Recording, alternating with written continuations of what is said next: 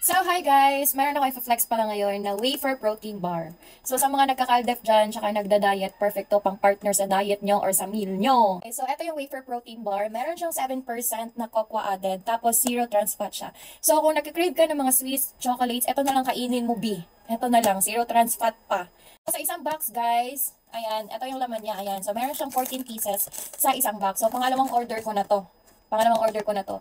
And dati, last month, grabe ako mag-sweets. So, eto, yung nakita ko siya sa TikTok. Eto na lang yung binili ko. And, kung ayaw mo naman ng chocolate flavor, don't worry, merong strawberry. Eto, meron. Saba ba? What? Ayaw mo naman ng chocolate, merong strawberry merong strawberry flavor. Ayaw mo naman ng chocolate flavor, merong strawberry flavor na pwede mong i-check out B. So, ayan, meron siyang 26% na strawberry added, zero trans fat din, tapos additional vitality benefits, fish oil powder. Yung laman niya, guys, meron siyang 10 pieces. Ayan, bawas na yan. So, meron siyang 10 pieces sa loob ng isang box. Then, nasa mga 200 or 100 plus something lang to. Basta hindi siya abot ng 300, kaya mo lang siyang bilihin. And then, yung isa din, ayan, ito sila, nasa 200 plus lang to. Then, papartneran mo siya ng black coffee. Ito naman yung black coffee ng Jujutsu. So guys, ang laman ng isang box na ganito is 10 pieces na. So kapag di ba, nagba-black coffee ka, hindi ka masyado agad na nagugutom, then hindi ka masyadong nagka-crave. So, kaysa mag 3-in-1 ka, B, ito na lang inumin mo, mag-black coffee ka na lang. Tapos yung Jujutsu black coffee is meron siyang 8.6 calories. Ayan, 8.6 calories lang siya. So, maganda siya talaga for diet or nagkakaldef ka. So, maganda tong i-partner. Itong wafer protein bar, tsaka partneran mo ng black coffee. So, yung black coffee, guys, is 3 bucks na siya. Ayan, 3 bucks na siya. Nasa 100 plus lang siya. Then, sa isang box na ganito, 10 pieces. So, meron ka ng 10, 20, 30 pieces. Tapos, 100 plus lang yung price niya. Masyado siyang mura and affordable. Ganito siya, guys. Ganito yung laman ng coffee nila. Ayan siya. Ayan yung ano niya. Ganyan siya kaliit.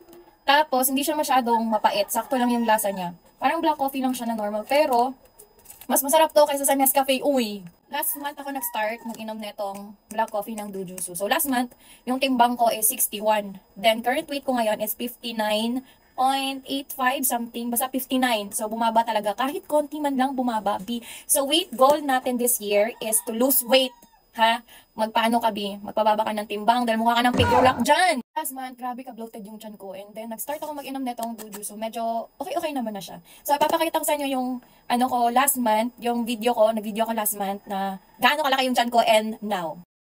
Nawala ang video, so picture na lang. And ito yung tiyan ko last month, 61 kilo ko niyan. And this is the current weight. Bogs! 59 kilo ako ngayon. So, magbubukas tayo ng isa para makita nyo yung laman niya. Ayan. So, expiration date is October 5, 2025. So, hindi naman ito abutin ng October siguro, no? Kasi 14 pieces lang to. So, ayan siya. Ganyan siya, oh.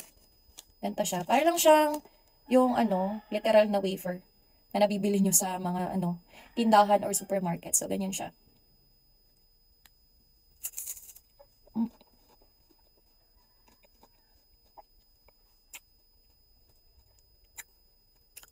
Masarap siya, hindi siya matamis. Hindi ko alam.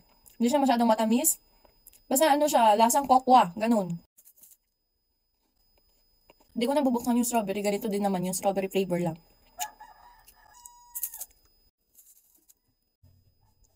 Tapos partner ng black coffee. Perfect. Nasa siya, guys, nasa comment section ng link or i-click mo yung yellow basket dyan sa baba. Okay? So, yun lang. Bye.